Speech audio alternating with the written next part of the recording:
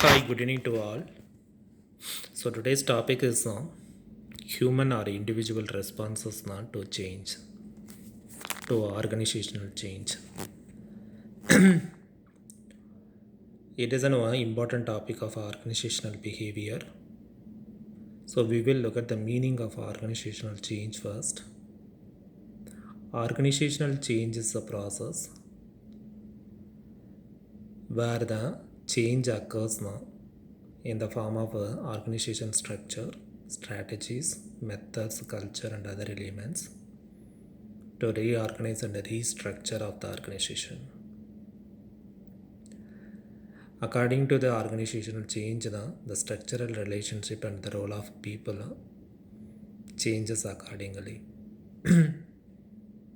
When change is initiated, both manager and the employees react to it.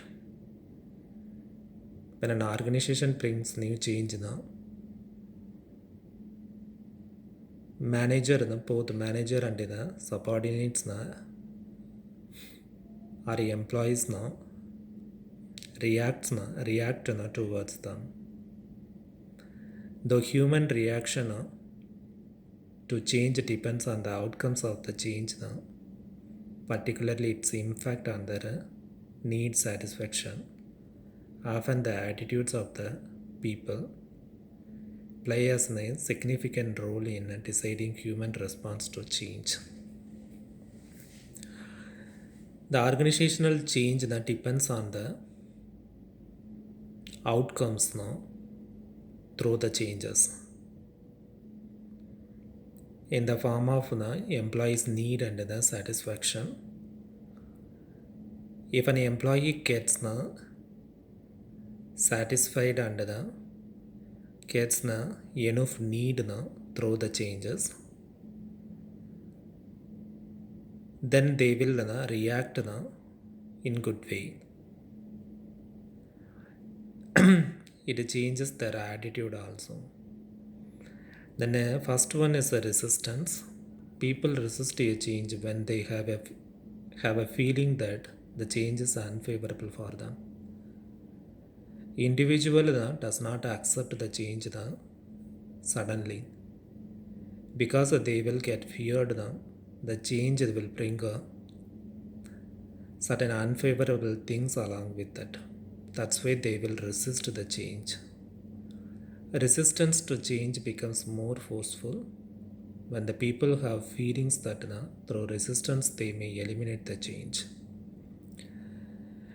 The individual thinks that if we resist the change, then we will be avoided the change. We will be eliminated the change. That's why they will resist the change. The second one is indifference. Sometimes people don't react to change either positively or negatively. Sometimes the individual or managers don't react about the changes. The reason may be that either they fail to interpret the outcome of the change and their need and satisfaction, or they feel that it has nothing to do with them.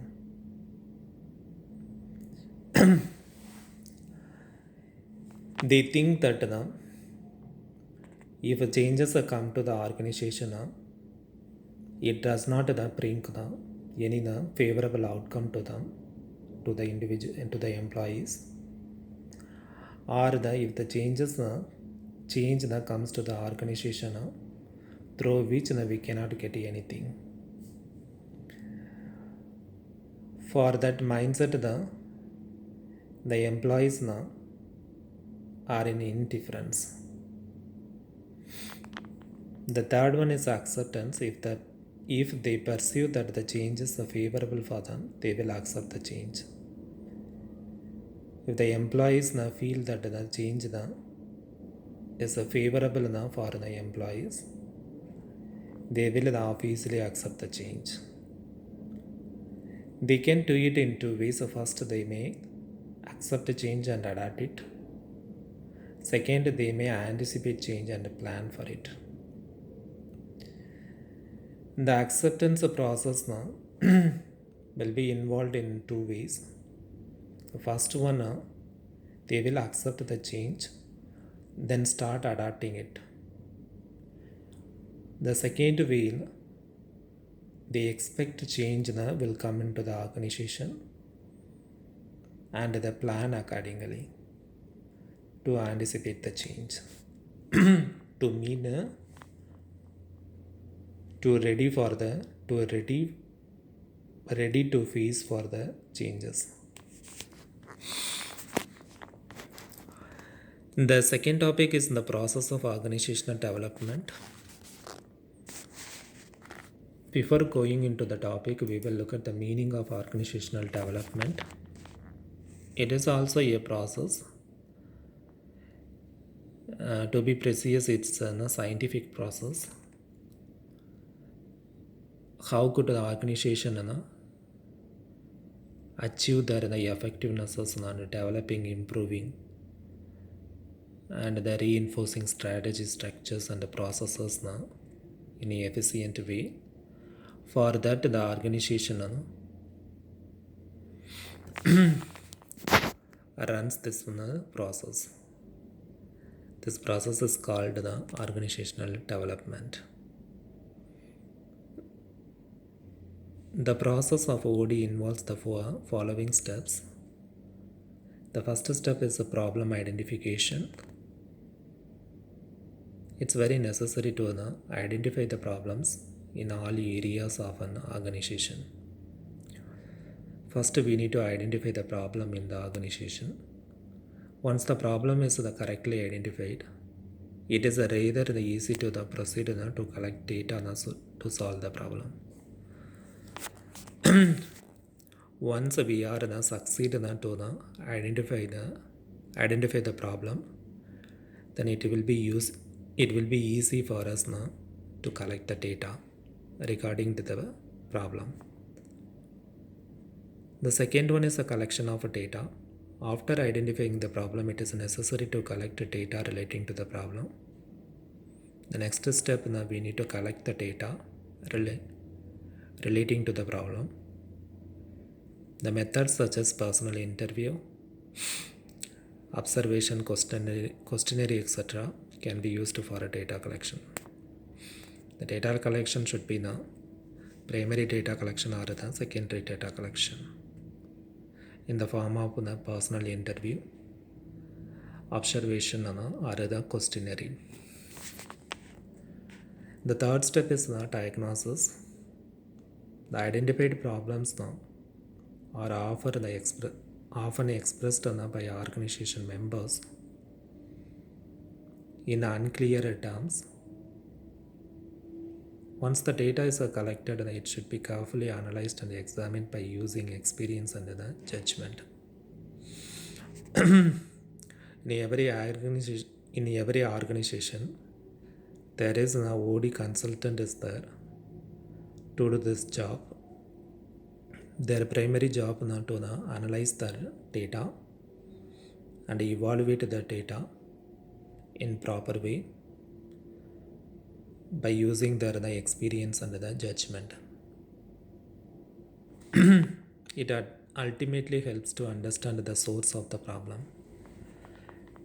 It will help us to know what the problems are. The next step is planning and implementation. Intervention is considered to be the action phase in OD process. It is the action part of OD. Intervention is a set of planned activities and techniques by which an organization and their clients work together in an OD program. Intervention means it's pre-planned activities and the techniques through which the OD consultants work together in the OD program. The last step is evaluation and feedback. With the help of evaluation, it is possible to determine how accurate OD process has been done. In the last step, that we can evaluate how effectively we can done the OD program. OD process is done by stages, and at every stage there is a chance to commit some mistakes and faults. It happens here with a lot of stages. On every stage there is a possible to commit mistakes and faults. So we need to overcome these faults and mistakes whenever we are doing the process of OD. Thank you. We will see you again with another session. Until then, stay tuned, stay blessed. Bye.